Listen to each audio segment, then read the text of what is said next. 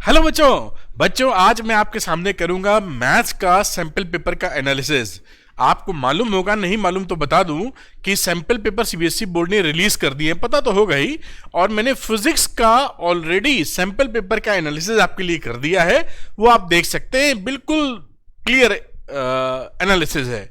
आज की बात करेंगे तो इसी तरह मैथ्स की कर रहा हूं, क्योंकि बच्चे उसमें काफी कमेंट कर रहे थे कि सर मैथ्स को जल्दी लेके आइए, तो मैं लेके आ गया हूं जिससे आपको क्लैरिटी मिल जाए। और हाँ, ये एनालिसिस करने के बाद अगर इसकी पीडीएफ चाहिए आपको तो आप अरविंद एकेडमी टेलीग्राम चैनल को सब्सक्राइब कर सकते हैं, उसका लिंक मैं डिस्क्रिप्शन में दे दूंगा। केवल इसी की पीडीएफ नहीं, वहां पर मैं आपको नोट्स भी फ्री में दे रहा हूं, फिजिक्स मैथ्स केमिस्ट्री बायोलॉजी के। वो नोट्स इंडियाज नंबर 1 नोट्स हैं, मतलब उससे आपका बोर्ड भी क्लियर होगा और आपके जबरदस्त तरीके से नीट और जेई की प्रिपरेशन भी हो जाएगी। और वो टोटली फ्री है, आप विश्वास नहीं कर पाएंगे। बस आपको करना इतना है कि आपको कनेक्टेड रहना है अरविंद एकेडमी टेलीग्राम चैनल पर, जहां पर नोट्स आसानी से दिए जा सकें, क्योंकि यूट्यूब पर नोट्स देना बड़ा मुश्किल है, लिंक लगाना पड़ता, बनाना पड़ता, बड़ी झंझट लगती है। वहां पर इट इज वेरी इजी कि आसानी से आपको मिल जाए। और हाँ, अपने दोस्तों को भी बताइए कि वो जुड़ें और नोट्स लेके अपने ड्रीम्स को पूरा करें। चलिए वापस आते हैं और बात करते हैं। अच्छा, अरविंद एकेडमी चैनल को सब्सक्राइब करना मत भूलिएगा।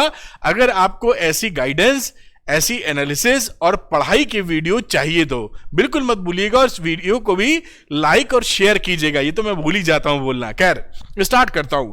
जैसा आपने देखा है कि ये देखिए छोटा थोड़ा लिखा हुआ है, आप शायद देख पा रहे हो, 2022-23 यानी 2023 का मैथमेटिक्स का सैंपल पेपर है जो ऑफिशियली सीबीएसई ने रिलीज किया है। इसका माने ये होता है कि जो बोर्ड में पेपर आएगा वो इसी तर्ज पर आएगा, इसी तरह का आएगा, ये इसका माने है। तो ये मैंने इसलिए लगाया कि जैसे आपको फील मिल जाए कि हाँ भाई सैंपल पेपर सामने दिख रहा है, पहला पेज कम से कम। अब इसकी करते हैं एनालिसिस कि इसमें कितने क्वेश्चंस हैं, कितने कितने नंबर के हैं, और साथ में हमको एक्चुअली पढ़ाई कैसी करनी चाहिए, किन चैप्टर्स पर फोकस करना चाहिए इसको देखते हुए, और किन बातों का टेक केयर करना चाहिए, वरना गड़बड़ हो जाएगी। ये भी मैं स्ट्रैटेजी भी बताऊंगा कि आपको पढ़ाई कैसी करनी है। वीडियो में बने रहिए, पूरा वीडियो देखिए। तो आइए फटाफट चलते हैं आगे की तरफ। आज हम लोग करने वाले हैं, जैसा आपको दिखाई पड़ रहा है, मैं व्हाइट कलर ले लेता हूं, मैथ्स की सैंपल पेपर एनालिसिस 2023 मैथ्स का सीबीएसई बोर्ड एग्जाम्स का। आइए, ये देखिए एनालिसिस मैंने पहले से बना लिया था, क्योंकि अगर मैं ये ना बनाता तो समय बहुत लग जाता। खैर, फटाफट समझते हैं मैथ सिंपल पेपर एनालिसिस। यहां देखिए मैंने सेक्शंस लिखे हुए हैं, ABCDE 5 सेक्शंस हैं। There are 5 sections. मैं यहां लिख देता हूं, यहीं पे सारी बातें लिखी थी, तो 5 सेक्शंस हैं। और टोटल क्वेश्चन है 38, क्वेश्चन की संख्या 38 है, कम नहीं है, तो छोटे बड़े मिला के 3 घंटे का समय है, 80 नंबर का पेपर है। ये इसकी टोपोग्राफी है। आगे समझते हैं सेक्शन ABCDE। सेक्शन ए में आपके एमसीक्यू हैं 18, एक एक नंबर के सवाल हैं, 20 क्वेश्चन हैं टोटल, 18 एमसीक्यू हैं, 2 असर्शन रीजनिंग है, तो टोटल मिला के 20 हो गए। ये 20 क्वेश्चन हैं, और यहां पर मैंने मार्क्स लिखे हुए हैं, कितने कितने नंबर के हैं, मार्क लिख देता हूं, 1 नंबर 2 नंबर, मार्क्स लिख दो। चलो, तो 20 क्वेश्चंस एक एक नंबर के, 20 नंबर का टोटल सेक्शन ये हो जाता है। इसके सामने ये लिखा हुआ है, और इसके अंदर कोई चॉइस नहीं दी गई है, यानी जो क्वेश्चन आपको मिलेगा वही क्वेश्चन आपको करना है। आता है तो बढ़िया, नहीं आता तो जय श्री राम। ध्यान रखना होगा आपको। सेक्शन बी की बात करें, जो वेरी शॉर्ट आंसर्स में आएगा, 5 क्वेश्चंस हैं 2-2 नंबर के, और 10 नंबर हो गया, 5 × 2 10। इसमें 2 चॉइसेस मिलने वाली हैं आपको, क्वेश्चन की चॉइसेस, जैसे कि इंटरनल चॉइसेस होती हैं, बाकी ओवरऑल चॉइस तो कोई होती नहीं। अब बात करते हैं सेक्शन सी की, जहां शॉर्ट आंसर है, वेरी शॉर्ट में छोटे सवाल कह लीजिए, शॉर्ट में एक 3 नंबर वाले सवाल हैं, 6 क्वेश्चंस हैं, और 18 नंबर का बनेगा, और 3 चॉइसेस इसके अंदर भी मिलेंगी आपको। तो ध्यान रखिए। आगे लॉन्ग आंसर टाइप की बात करें तो 5 नंबर के सवाल हैं, 4 क्वेश्चंस आपको मिलेंगे। कहां से मिलेंगे भी बताऊंगा आपको। ये 20 नंबर के हैं, 2 चॉइसेस हैं। और लास्ट वाला सेक्शन है केस स्टडी का सेक्शन, जो इस बार केस स्टडी की संख्या 3 कर दी गई है बेटा। 4-4 नंबर की 3 केस स्टडीज आपको मिलेंगी, और ये 12 नंबर की होंगी। टोटल आप जोड़ेंगे तो 80 मार्क्स का टोटल पेपर आपका बन जाएगा। इसमें कोई चॉइस नहीं है, क्वेश्चन में चॉइस है। केस स्टडी के अंदर जो क्वेश्चन है उसमें चॉइस है, केस स्टडी में चॉइस नहीं है। तो ये एक टोपोग्राफी है, एक एक लेखा जोखा है कि किस तरह का पेपर आपके सामने बनने वाला है। इसको ध्यान से समझ लीजिए क्यों आवश्यक है ये, क्योंकि इसी तरीके से आप प्रिपरेशन करेंगे। अब मैं बात कर लेता हूं चैप्टर वाइज। ये नीचे वाला पार्ट है, मैं इसको ऊपर लेता हूं, पूरा लिख रहा था तो सरका के लिखना पड़ा, तो मैं यहां पे लेके आता हूं क्योंकि ये आपके लिए ही ज्यादा काम का होगा। वो तो डाटा है, डाटा से ज्यादा कुछ ऐसे पकड़ नहीं पाएंगे आप। चैप्टर में कौन कितने नंबर का आ रहा है इससे अंदाजा लगता है अपनी पढ़ाई में। तो ये चैप्टर से 1 2 3 4 करते हुए 13 चैप्टर से 13 लाइन से लिखे हुए हैं। ये सेक्शन ए लिखा हुआ है, section B C D E. इसके अंदर की चीज मैं नहीं पढ़ूंगा क्योंकि समय ज्यादा लग जाएगा, आप इसको देख सकते हैं। तो सीधी बात मैं कर रहा हूं कि चैप्टर 1 से आ रहे हैं 5 नंबर के सवाल। यहां पर मैंने 2 के ऊपर एस्ट्रिक या स्टार लगाया है, क्यों? क्योंकि किसवें नंबर में 2 में ऑप्शन है, एक सवाल चैप्टर 2 का है, एक सवाल चैप्टर 1 का है, इसलिए इसको यहां पर मैं 2 5 लिख के यहां भी स्टार लगा देना चाहिए मुझे, ऐसे कि 5 नंबर का तो पक्का आ रहा है और 2 नंबर ऑप्शन में मिल जाएगा आपको। तो 5 मार्क्स काउंट करके चल रहा हूं। चैप्टर 1 जो रिलेशन फंक्शन का चैप्टर है 5 नंबर का है, बिल्कुल मत घबराइए। चैप्टर भी आसान हो गया, कई बच्चों को बहुत डिफिकल्ट लगता है। आपके लिए मैंने वीडियो बना के रखे, बहुत ही सॉलिड वीडियो हैं। 1 शॉट ही अगर आप देख लेंगे तो कॉन्फिडेंस 10 टाइम्स आपका बढ़ जाएगा। सब कुछ बना के आपको दिया है, आप मेहनत करते रहिए और बाकी मैं आपके साथ खड़ा हूं, अब भी लगा रहूंगा, प्रैक्टिस कराऊंगा। आगे चलते हैं। चैप्टर नंबर 2 की बात करें, जो इनवर्स ट्रिग्नोमेट्रिक फंक्शन है, आपको याद होगा 4 नंबर के सवाल उसमें। ये देखिए आपके लिए कितने एक इनवर्स ट्रिग्नोमेट्रिक सवाल जो आते हैं आपके बोर्ड में, सीधे फॉर्मूला बेस्ड सवाल आते हैं। कोई आपको प्रॉब्लम होनी नहीं वाली, बस फॉर्मूले याद कीजिए और थोड़ा बहुत दाएं बाएं करिए, सवाल खत्म। आगे की बात करते हैं। चैप्टर नंबर 3 जो मैट्रिसेस है, उसमें से डायरेक्ट मैट्रिक्स वाला जो सवाल है वो 2 नंबर का आएगा। और जो मैट्रिक्स एंड डिटर्मिनेंट्स की बात कर लीजिए, जो डिटर्मिनेंट्स चैप्टर नंबर 4 है, वहां पर बात करें तो देखिए 9 नंबर, ये इंपॉर्टेंट मैंने क्यों लिखा है भी मैं समझाऊंगा। तो ये 9 नंबर आपको डिटर्मिनेंट चैप्टर से मिल जाएगा।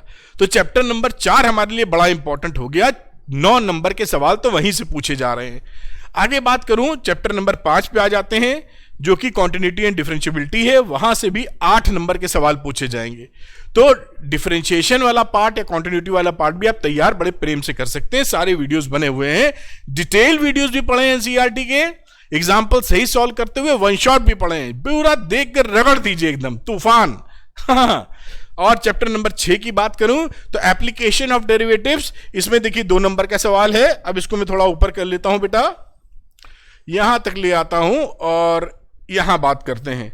अब रही चैप्टर नंबर 7 जो कि ये इंटीग्रेशन, ये बड़ा बच्चों में, और इंटीग्रेशन ऐसे लिख देते हैं।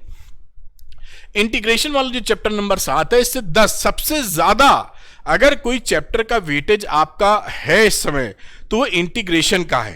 10 नंबर के सवाल उससे पूछे जाएंगे। चैप्टर भी बड़ा है, थोड़ी तबीयत शांत करके उसको करेंगे तो आ जाएगा। कई बच्चे उससे घबराते हैं कि सर होते नहीं, क्योंकि मैं पढ़ाता रहता हूं, मुझे अंदाजा है आपके मन की प्रॉब्लम्स का या आपके सामने जो दिक्कतें आती हैं।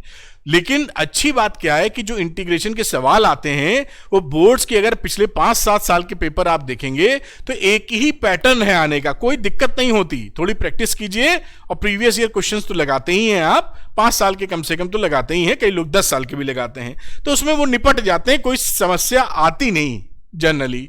और चैप्टर नंबर 8 जो एप्लीकेशन ऑफ इंटीग्रेशन, AOI जिसे आप बोलते हैं, यहां पे लिख दूं चाहे मैं चैप्टर का नाम नहीं लिखा था कि जैसे ज्यादा भर न जाए बोर्ड। 8वें नंबर की चैप्टर की बात की जाए तो ये 4 नंबर का सवाल देगा। इसमें एरिया निकालना रहता है। कई बच्चे ये क्योंकि कई बच्चों को डिफिकल्ट ये चैप्टर इसलिए रहता है कि वो ग्राफ ही नहीं बना पाते, 11th ठीक से पढ़े नहीं रहते हैं, एलिप्स नहीं बन रहा है, सर्किल नहीं बन रहा है, पैराबोला नहीं बन रहा है, स्ट्रेट लाइन नहीं बन रही है, फिर वो पॉइंट नहीं ढूंढ पा रहे हैं। जबकि ये आप एक दिन बैठ जाएंगे, पूरा चैप्टर स्वाहा हो जाएगा, सब कुछ निकलने लगेगा। मेरे वीडियो देख लीजिए, ना हो ऐसा हो नहीं सकता अगर आप मूड में हैं समझने के, तो पक्का बता रहा हूं आपको। खैर, चैप्टर नंबर 10 की बात करते हैं, जो जहां तक वेक्टर्स है। तो वेक्टर्स में आप देखिए 6 नंबर के सवाल आपको मिलेंगे। उस यहां पे चाहो तो आप लिख दो, यहां एप्लीकेशन इंटीग्रेशन हो गया था, और फिर चैप्टर 9 डिफरेंशियल इक्वेशन है बेटा। तो चैप्टर 9 डिफरेंशियल इक्वेशन है, वो रह गया था बात करने में। ये डिफरेंशियल इक्वेशन को DE लिख देता हूं। तो 9 नंबर में, ये 9वें चैप्टर में 6 नंबर का आ रहा है डिफरेंशियल इक्वेशन। उसके बाद ये देखिए वेक्टर था चैप्टर नंबर 10, और 11 है 3D। तो वेक्टर के अंदर भी देखिए 7 नंबर के सवाल आ रहे हैं, आप देखें वेक्टर में 6 नंबर के आ रहे हैं। ये मैं लाइन एरो बना दूं मैं, जिससे कि समझ में आए कौन किधर का है। और 3D की बात करूं तो 3D में आपको देखिए 7 नंबर के सवाल आ रहे हैं। और ये जो वेक्टर और 3D है, बिना 3D को समझना है तो वेक्टर को समझना ही होगा। तो दोनों एकदम सगे भाई हैं। इन सगे भाई को आप वेक्टर अगर अच्छे से समझ लेंगे तो 3D काफी आसान पड़ जाती है और ट्रेंड भी एक जैसा रहता है। यानी 13 नंबर यहां धचेड़ सकते हैं और आप बिना किसी शंका के, थोड़ा सा 2-4 दिन की पढ़ाई पर, अच्छी पढ़ाई पर, मन से की हुई पढ़ाई पर। सच बोल रहा हूं, कुछ भी गड़बड़ नहीं है। बात करें 3D की तो अब मैंने बताया 7 नंबर के सवाल हैं। और थोड़ा ऊपर कर लेते हैं, अभी मैं स्ट्रेटजी भी बता दूंगा कैसे करना चाहिए। चैप्टर 12 लीनियर एलपीपी जिसे बोलते हैं, लीनियर प्रोग्रामिंग प्रॉब्लम्स, 6 नंबर के देखिए इस बार सवाल दे दिए वहां से। नॉर्मली कभी कभी कम रहते थे, लेकिन इस बार 6 नंबर के मिलेंगे। और अंत में प्रोबेबिलिटी है ये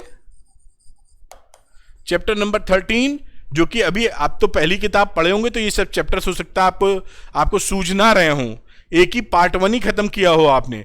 लेकिन जल्दी ही, क्योंकि दिसंबर के शुरुआत में ही प्री बोर्ड स्टार्ट हो जाते हैं, तो अगले 2-2.5 महीने के अंदर पूरी किताब आपकी खत्म होने वाली है और आपको करनी पड़ेगी। होने वाली तो छोड़ दीजिए, अगर आप चाहते हैं अच्छा परफॉर्मेंस करना तो दिसंबर के शुरू होते होते आपकी पूरी किताब खत्म हो जानी चाहिए, जिससे आप 2-3-4 बार रिवीजन कर सकें। जितने रिवीजन आप ज्यादा करेंगे, बोर्ड में समझ लीजिए टॉप करते चले जाएंगे। तो जितना पढ़ना बहुत जरूरी है, कॉन्सेप्ट समझ में आए, और उसके रिवीजन्स करना बहुत जरूरी है। खैर, तो चैप्टर नंबर 13 की बात करें 8। अब ये जो मैं ये क्यों बता रहा था, ये जो इंपॉर्टेंट लिखे हैं आप, मैं की पॉइंट्स बना रखे हैं, दिखाता हूं आपको, उसी पे बात करूंगा। ये देखिए, ये पूरी कहानी से हमें टेक अवे क्या मिलता है। टेक अवे मिलता है कि 5 चैप्टर्स कवर करते हैं 44 मार्क्स। ये कौन से चैप्टर हैं जिनके ऊपर मैंने यहां पर इंपॉर्टेंट लिखा हुआ है, ये मैंने वहां भी लिख दिया है। ये देखिए, जो इंपॉर्टेंट लिखा हुआ है वो कौन कौन से चैप्टर्स हैं। Chapter number 4, 5, 7, 8, 13। अगर ये 5 चैप्टर्स आप कर लेते हैं तो 44 मार्क्स आपको मिल जाएंगे। और 3D के साथ, अगर आप वेक्टर के साथ 3D कर लेते हैं समझ के, बिल्कुल प्रॉब्लम नहीं है, तो 13 नंबर वहां से मिल जाएंगे आपको। बिल्कुल आसान तरीके से बता रहा हूं। मैट्रिसेस वैसे ही कर लेते हैं आप, 4 नंबर वहां से मिल गया, 17 नंबर, इसमें 17 नंबर जोड़ दीजिए तो ये कितना पहुंच गया, 60, 61, 80 में 61 नंबर तो कहीं गए नहीं। आपको थोड़ी सी समझदारी के साथ पढ़ेंगे, बहुत जल्दी आप पहुंच जाएंगे वहां। मैं आपको बस इसीलिए सुझा रहा हूं, ये इसीलिए आपको स्ट्रेटेजी बता रहा हूं, इसीलिए गाइडेंस दे रहा हूं कि इर्द गिर्द मेहनत करेंगे तो 4 महीने करेंगे कुछ नहीं निकलेगा, और अगर सटीक दिशा में पढ़ेंगे तो 1-1.5 महीने में ही कमाल कर देंगे आप। पढ़ना तो इसे रोज ही चाहिए। 18 MCQ, 2 असर्शन रीजनिंग है 20 नंबर के। ये नया इंट्रोडक्शन है, इस पे फोकस करना जरूरी होगा आपका।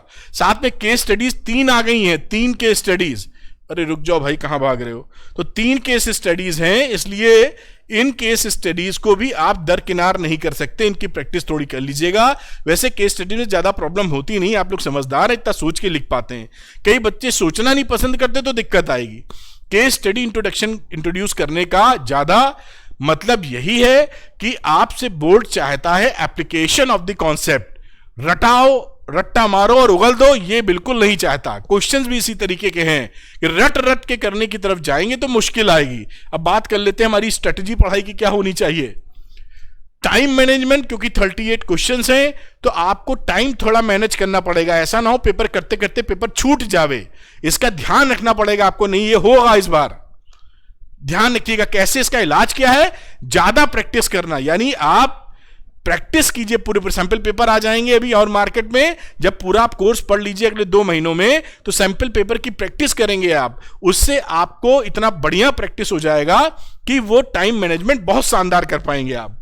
दूसरी चीज, कॉन्सेप्ट बेस्ड क्वेश्चन से रट्टा नहीं लगाना है। अगर रटने के चक्कर में आएंगे तो धाए से 80 में 40-35 ही नंबर मिल पाएंगे फिर आपको, तो फिर वो दुख होगा बाद में। जीवन भर के लिए मार्कशीट आपके साथ रहने वाली है। तो आप ऐसा बिल्कुल ना करें। और आगे तो अच्छे यूनिवर्सिटीज में CUET का एग्जाम भी होता है अब तो आप पढ़ेंगे समझेंगे तो बेहतरीन प्रदर्शन कर पाएंगे हर जगह। MCQ प्रैक्टिस और केस स्टडी, ये बिल्कुल नया इंट्रोडक्शन है, तो इसके लिए 32 मार्क्स पे आपको फोकस करना होगा ध्यान से, तभी इसकी पूरी पकड़ बना पाएंगे, नहीं तो पकड़ नहीं बना पाएंगे। और डू गुड प्रैक्टिस। आप ये जो प्रैक्टिस मैंने लिखी और रिवीजन भी लिख देना चाहिए, जो मुझसे छूट गया था अभी लिखना। मल्टीपल रिवीजन्स, मल्टीपल रिवीजन्स मेरे हिसाब से कम एटलीस्ट 3। बाकी आप देखें अपने आप को कि कितने कर सकते हैं। एटलीस्ट 3 रिवीजन आप करिएगा जरूर, उससे कम चलेगा नहीं मैथमेटिक्स में, फिजिक्स में भी नहीं चलेगा। एक बार पढ़ेंगे, फिर रिवाइज करेंगे, फिर रिवाइज करेंगे, फिर रिवाइज करेंगे। पहली बार समय ज्यादा लगता है, अगले 2 बार आपको बहुत कम समय लगेगा। और ये जो मैंने डू प्रैक्टिस बताया है, अभी से आप अपनी हैबिट बना लीजिए कि 5-8 क्वेश्चन रोज आपको लगाने हैं, जिससे आपका टेम्परामेंट मैथमेटिक्स वाला बन जाए। जिन बच्चों को मैथ्स निकालने में तकलीफ होती है, मैथ्स ले तो लिया है लेकिन क्वेश्चन मान लो इंटीग्रेशन के नहीं निकल रहे या किसी टॉपिक के नहीं निकल रहे, तो 5-8 क्वेश्चन रोज लगाने की कोशिश कीजिए। आधे घंटे, 45 मिनट, 1 घंटा, ये वक्त आपका लगेगा थोड़ी तेजी से लगाएंगे तो इससे आपकी प्रैक्टिस बनती जाएगी निकालने की, और वो टेम्परामेंट डेवलप होगा। किसी दिन बिजी भी अगर हैं तो उस दिन 8 क्वेश्चन नहीं लगा पा रहे हैं तो 4 लगा लीजिए, लेकिन टेम्परामेंट अपनी हैबिट में रखिए उस चीज को। जब आप किसी चीज की हैबिट में होते हैं, सुर लय ताल में होते हैं, तो वैसे ही घुमा के छक्का मार देते हैं धोनी स्टाइल। सच बोल रहा हूं, ये ऐसा ही ह्यूमन नेचर है, हमारी हैबिट्स ऐसी हैं। खैर, ये वीडियो आपके लिए था, और इसका पीडीएफ चाहिए तो अरविंद एकेडमी टेलीग्राम चैनल को ज्वाइन कर लीजिए फ्री में, उसका लिंक डिस्क्रिप्शन में दिया है। वहां मैं फिजिक्स, केमिस्ट्री, मैथ्स, बायोलॉजी के इंडियाज नंबर 1 नोट्स भी दे रहा हूं 100% फ्री, जिससे बोर्ड भी मजा से एकदम टॉप कर जाएंगे। जेई नीट की प्रिपरेशन कर रहे हैं तो भी जबरदस्त आपको प्रिपरेशन वहां मिल जाएगी। सब कुछ फ्री है, बस आपसे यही मुझे रिवर्ट में चाहिए कि आप अपने दोस्तों को भी ये बताएं, जिससे वो मेरे साथ जुड़े और अपना फायदा करा सकें, और मुझे खुशियां मिलेंगी आपका हेल्प करके। Thank you very much, wish you all the best. पढ़ते रहिए और आगे बढ़ते रहिए, अपना नाम रोशन कीजिए, अपने मम्मी पापा का नाम रोशन कीजिए, पूरे हिंदुस्तान का नाम रोशन करिए। जय श्री राम। बाय बेटा, मिलते हैं अगले वीडियो में। Good luck to you.